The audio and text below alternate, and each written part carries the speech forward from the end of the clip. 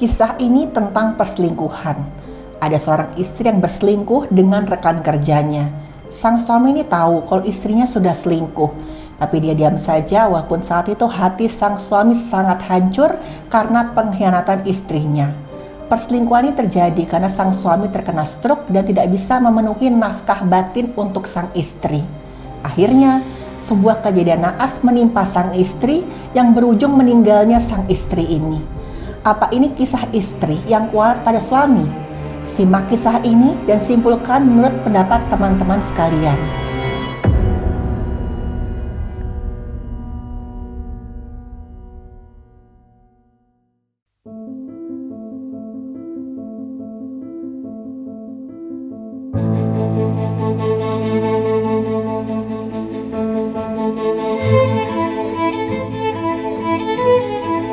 Halo, saya Dr. Stefani, saya seorang dokter spesialis forensik dan saya belajar dari yang mati. Ada sepasang suami dan istri yang baru menikah.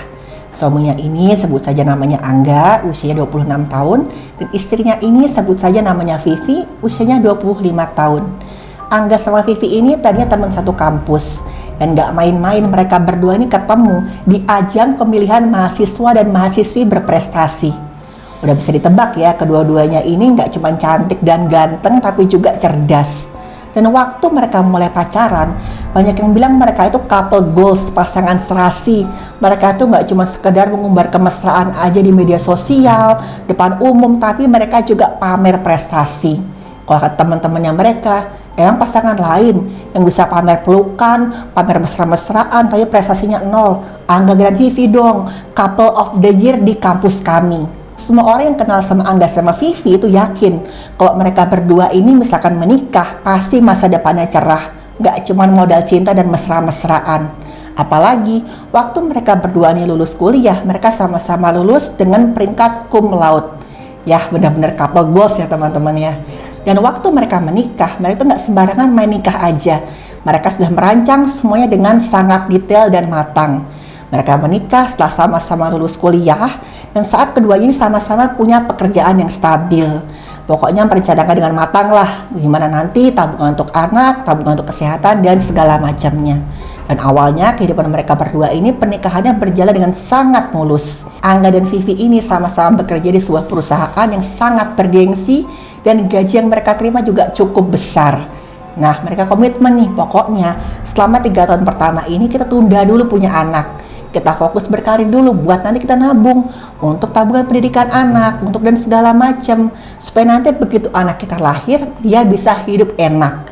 Nah, penghasilan yang diterima oleh Angga sama Vivi itu nggak cuma dalam bentuk tabungan. Mereka juga membeli sejumlah aset, pokoknya untuk masa depan keluarga kecil mereka. Dan tujuan mereka sudah pasti. Pokoknya nanti ketika mereka punya anak, perekonomian mereka sudah terjamin 100%. Tapi lagi-lagi, nggak semua hal itu bisa berjalan sesuai dengan rencana. Waktu pernikahan mereka ini baru berjalan 1 tahun, tiba-tiba saja Angga terserang penyakit stroke pada saat dia sedang bekerja. Padahal saat itu usia Angga ini baru 27 tahun. Angga ini memang terkenal agak-agak terlalu ambisius kok sudah berurusan dengan pekerjaan. Setiap kali Angga ini bekerja, itu seperti nggak ingat waktu. Kadang-kadang juga sampai lupa makan, apalagi istirahat. Dan tanpa sadar, kebiasaan Angga yang nggak sehat ini membuat tekanan darah Angga itu naik. Dan Angga ini tahu sebenarnya kok dia punya tensi yang tinggi, tapi dia nggak peduli. Karena bagi Angga yang penting adalah bekerja keras dan mendapatkan uang yang banyak untuk masa depan. Dan saat itu ketika Angga kena serangan stroke, dia dibawa ke rumah sakit. Dokter yang menangani Angga tuh bilang bahwa ada bagian pembuluh darah di kepalanya Angga itu yang membengkak dan pecah. Dan keadaan ini pasti sudah sangat lama. Dan untungnya saat kejadian itu Angga sedang berada di kantor yang ramai. Jadi teman-teman Angga langsung cepat menolong Angga dan bawa Angga ke rumah sakit. Tapi saat itu Angga harus menjalani operasi untuk mengeluarkan gumpalan darah yang ada di otaknya. Dan setelah operasi, Angga ini sempat mengalami gangguan di syaraf pusatnya.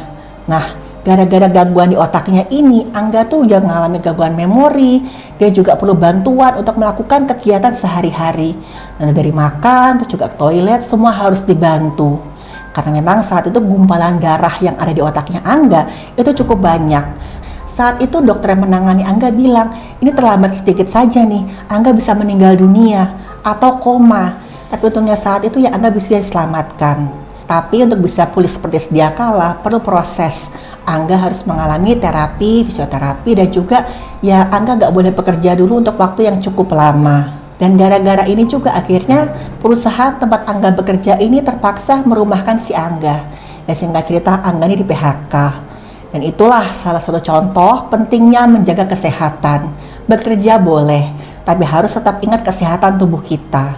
Dan setelah Angga dirumahkan, otomatis Vivi jadi satu-satunya tulang punggung di keluarga mereka. Dan saat itulah Vivi mulai merasa bebannya itu kok berat sekali. Karena Vivi ini kelabakan, pengeluaran mereka kan otomatis bertambah. Untuk perawatnya Angga di rumah, juga untuk Angga terapi, dan lain-lain.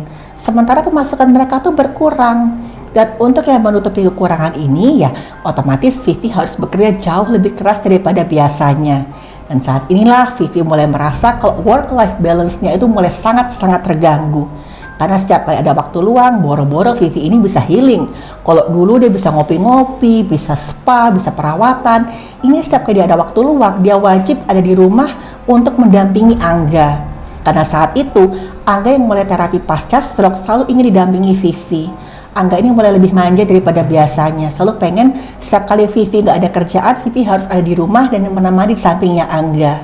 Tapi sayangnya, bukannya senang gara-gara bisa melayani suaminya, Vivi tuh malah merasa Angga ini makin lama kok makin jadi kayak beban ya. Dan inilah awal dari malapetaka yang akan menimpa Vivi. Seiring berjalannya waktu, Vivi mulai merasa menyesal dia sudah menikah dengan Angga. Karena Vivi stres, setiap kali teman-teman di circle-nya yang dulu tuh pergi jalan-jalan, Vivi sama sekali nggak bisa ikut. Karena dia harus menemani Angga di rumah.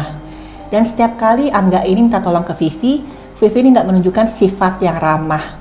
Misalkan Angga minta diambilkan minum, minta digantikan popoknya, kadang-kadang Vivi malah ngebentak, kamu tuh manja sekali sih, kenapa harus aku? Kan ada perawat, suruh perawat aja sana. Dan Angga tuh selalu bilang, bukan apa-apa, ya aku tahu ada perawat, tapi aku pengen merasa dilayani oleh istriku. Dan saat itulah mereka mulai sering bertengkar. Dalam keadaan Angga yang lemah dan Vivi yang merasa mentalnya tuh kesehatannya mulai terganggu. Vivi ini mulai nggak betah lama-lama di rumah. Dia memilih untuk berlama-lama ada di kantor dengan alasan ada pekerjaan. Nah, di kantor Vivi ini ada beberapa karyawan magang. Salah satunya adalah seorang laki-laki bernama Eric. Eric ini kebetulan magang di divisi tempat si Vivi bekerja. Waktu Vivi ini mulai berlama-lama ada di kantor dan menyibukkan diri dengan mencari-cari pekerjaan, mereka tuh jadi otomatis semakin sering ketemu. Kadang-kadang ya mereka juga ketemu di luar jam kantor. Mereka ketemu di coffee shop dengan alasan untuk membahas pekerjaan. Nah, ternyata nih Eric ini diam-diam suka sama Vivi. Dia ngeliat Vivi ini walaupun usia lebih tua tapi kok cantik ya, cerdas lagi. Eric nih mulai memberi perhatian lebih, mulai modus-modus ke si Vivi. Bukannya menolak, Vivi malah seneng karena dia mendapat perhatian dari Eric. Vivi tuh ya awalnya ngerasa bersalah juga karena waktu dia nanggepin flirtingnya, kegenit-genitannya si Eric, dia tuh ngerasa ya kan aku ada Angga di rumah. Tapi pelan-pelan rasa bersalahnya Vivi mulai berkurang. Karena Vivi mulai meyakinkan dirinya kalau saya tuh berhak bahagia dan saya butuh Eric untuk membuat saya supaya saya bisa bahagia seperti dulu. Dan Vivi ini mulai menganggap Eric sebagai work husband atau suaminya di tempat kerja. Dalam hatinya Vivi dia mikir, saya tuh kan masih muda, masa sih hidup saya cuma soal pekerjaan dan merawat suami saya yang cacat. Yang bener aja, rugi dong. Dari work husband bisa ditebak lama-lama Eric menjadi second husband atau suami keduanya Vivi alias selingkuhan. Eric ini sebenarnya tahu kalau Vivi sudah menikah, tapi dia sama sekali nggak peduli karena bagi Eric dia tuh cuma suka Vivi sebatas fisiknya aja. Yang penting mereka bisa senang-senang, di luar itu ya masa bodo amat lah Vivi mau sama Angga mau gimana. Mereka ini mulai sering curi-curi waktu untuk bisa berduaan dan pacaran. Vivi semakin jarang ada di rumah dan dengan alasan ada meeting dengan klien lah, ada apalah, Vivi mulai berani bertemu Eric di luar jam kantor dan bukan untuk urusan pekerjaan. Dan suatu hari mereka berdua ini memutuskan untuk staycation di sebuah hotel. Vivi mulai mengarang alasan ke Angga. Dia minta izin kalau dia tuh mau ada perjalanan dinas keluar kota. Tapi waktu Vivi minta izin ke Angga, mereka sempat bertengkar agak hebat gara-gara Angga ini nggak setuju kalau Vivi ini pergi keluar kota. Angga bilang, kamu cancel aja lah perjalanan dinas kamu itu. Aku tuh lagi pengen ditemani sama istriku. Nah, Vivi ini makin marah karena dia merasa rencananya buat bersenang-senang sama Erik ini terganggu. Akhirnya setelah bertengkar, Vivi mengeluarkan ultimatum. Gini ya Angga ya, kamu kan tahu kamu tuh cacat, kamu udah nggak bisa cari uang. Aku cari uang untuk terapi kamu, untuk ngurus kamu.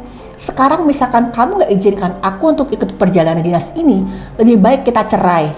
Dan mendengar ancaman ini akhirnya Angga mengalah. Selama Vivi pergi, ayah sama ibunya Angga ini datang ke rumah untuk menemani si Angga. Tapi baru satu malam Vivi pergi, tiba-tiba Angga dapat kabar kalau istrinya mengalami kecelakaan tunggal yang menyebabkan istrinya ini meninggal dunia. Karena katanya mobil yang dikendarai oleh Vivi ini tiba-tiba aja terguling. Dan menurut keterangan saksi mata, mereka sempat melihat kalau mobilnya Vivi ini sempat meluncur dengan kecepatan yang sangat tinggi. Sebelum akhir tiba-tiba terguling dan Vivi pun tewas di tempat kejadian. Dan kemudian jasad Vivi ini dibawa ke rumah sakit untuk dilakukan pemeriksaan oleh dokter forensik.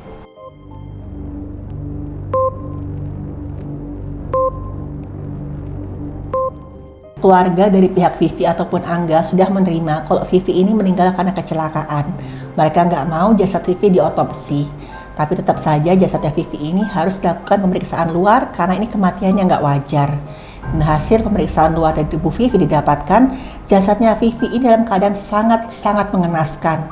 Ada luka terbuka di bagian kepala, tulang tengkoraknya ada yang remuk berkeping, kemungkinan besar itu terbentur salah satu bagian mobil, dan waktu dicek itu tulang lehernya juga patah. Dokter yang periksa menjelaskan, kalau misalkan Vivi selamat, ada kemungkinan besar Vivi akan cacat seumur hidup. Dan saat itu dari hidung dan telinganya Vivi itu keluar cairan dan darah. Dan saat diperiksa cairan otak itu keluar karena ada patahan di dasar tengkoraknya Vivi. Dan inilah ya kemungkinan besar yang menyebabkan Vivi ini meninggal dunia.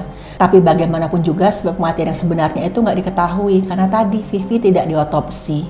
Tapi saat dilakukan pemeriksaan, baju yang dikenakan Vivi ini agak ganjil. Vivi cuma pakai baju kemeja kedodoran dan celana dalam, dan Vivi ini nggak pakai bra. Nah, sesuai protokol, setiap korban perempuan itu harus dilakukan swab vagina.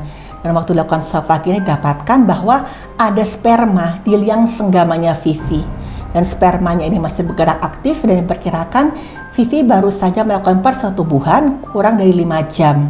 Dan waktu dilakukan uji toksikologi terhadap urin dan darahnya Vivi didapatkan hasilnya positif. Tapi untuk zat-zat berbahaya lainnya didapatkan negatif. Dan ganjilnya lagi, lokasi kecelakaannya Vivi ini gak sesuai dengan keterangan Angga. Katanya Angga, Vivi ini pamit mau ada perjalanan dinas keluar kota. Tapi Vivi ini mengalami kecelakaan tunggal di kota yang sama dengan tempat Angga dan Vivi tinggal.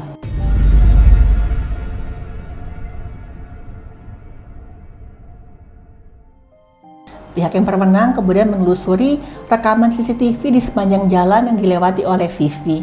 Dan setiap rekaman itu akhirnya membawa pihak yang berwenang ke sebuah hotel, di mana di situ ada sebuah kamar yang disewa atas nama Vivi. Di kamar hotel tersebut, pihak yang berwenang bertemu dengan seorang laki-laki yang sudah bisa ditebak, yaitu Erik. Dan Erik kemudian dimintai keterangan oleh pihak yang berwenang. Erik cerita kalau malam itu memang mereka menginap di hotel tersebut dan mereka memang melakukan perselingkuhan. Erik dan Vivi selalu beberapa kali melakukan hubungan seksual dan minum minuman keras. Nah, Erik ini sempat tertidur dan tiba-tiba aja dia dibangunkan sekitar jam 1 pagi oleh Vivi. Dan saat itu Vivi kelihatan marah-marah sambil nangis. Vivi bilang, ini ada perempuan, tiba-tiba dia chatting sama kamu di handphone kamu. Ini siapa perempuan ini? Ternyata Vivi merasa cemburu, apalagi waktu Erik cerita, ya perempuan itu ya pacarku. Nah, mereka sempat bertengkar, dan saat itu Erik dengan entengnya dia bilang, aku itu cuma sayang sama kamu sebatas fisik, gak lebih. Selama ini kita kan cuma mau senang-senang aja. Udahlah Vi, kamu gak usah bikin ribet dengan masalah-masalah baper-baperan. Kan kita ini cuma friends with benefit. Dan mendengar kata-katanya si Erik tadi, Vivi semakin marah. Vivi bilang ke si Erik, lebih baik kita putus aja ya. Aku tuh nyesel Rik, udah ngasih hati aku ke kamu. Aku mau balik aja ke Angga. Aku mau jadi istri yang setia buat Angga. Dan Erik bilang, ya udah terserah kamu. Tahu nggak ada perasaan apa-apa sama kamu. Aku cuma suka fisikmu aja. Dan setelah itu, Vivi keluar dari kamar. Padahal katanya Erik saat itu Vivi itu sebagian besar baju-bajunya masih ada di kamar hotel. Vivi cuma pakai kemejanya Erik dan celana dalam. Kata Erik saat itu sebenarnya Vivi dalam keadaan separuh mabuk. Pada akhirnya keluarga Angga ataupun keluarganya Vivi itu sama sekali gak menuntut Erik. Karena mereka sadar ini juga akan terjadi kalau misalkan Vivi ini bisa menjaga dirinya. Dan ternyata Angga ini udah tahu tentang perselingkuhan Vivi dan Erik. Karena beberapa kali Vivi ini teledor, itu sering sembarangan naruh HP-nya. Dan di situ Angga membaca adanya chat intim antara Vivi sama Erik. Katanya Angga saat itu saya merasa sangat marah, sedih, saya merasa harga diri saya sebagai laki-laki injak-injak. Tapi di sisi lain juga saya ngerasa bersalah. Karena saya sadar dengan keadaan saya sekarang ini, saya tuh sama sekali nggak bisa menafkahi Vivi secara batin. Nah, padahal nih kata dokter yang menangani Angga, keadaan Angga ini tuh masih sangat mungkin untuk pulih seperti sedia kala. Karena kerusakan di saraf pusatnya Angga tadi itu masih bisa diperbaiki. Apalagi selama ini Angga ini semangat dan tekun menjalani terapi. Dan pelan-pelan seiring berjalannya waktu dengan dukungan dari keluarga dan juga orang-orang terdekat, Angga fisiknya mulai pulih.